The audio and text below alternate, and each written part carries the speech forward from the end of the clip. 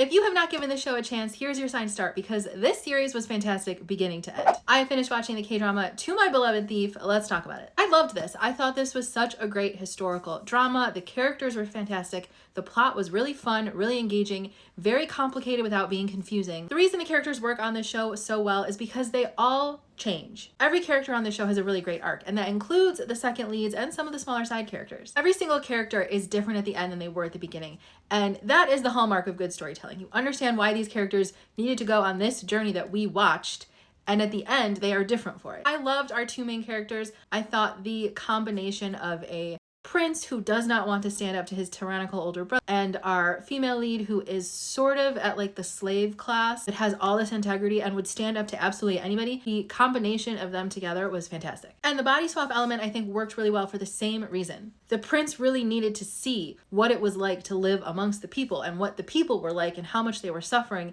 in order to build up that motivation to stand up to his brother. And our female lead temporarily having these moments where she has more power in the world, that was interesting too. But the character that really made this show over the top fantastic for me was the second male lead. He is my favorite sort of character, where he's dark and twisted and very self-loathing. I love a self-loathing character. And something about our female lead and his like connection to her helps him evolve and lose that self-loathing and realize he was wrong. I love a redemption story, and I love when I'm watching something wondering, oh my gosh, is this going to be a redemption story? And I was so delighted that this was. My only significant critique for this really is the romance. I liked the romance. It was sweet. There were some very romantic moments, but generally it was just not, it was sort of lacking the passion that I really like in a romance. And I think that's fair, and I think that makes sense. Our female lead especially had way too much going on to be worried about this man. Her life was on the line, and her family's life was on the line, and people she cared about, and so she had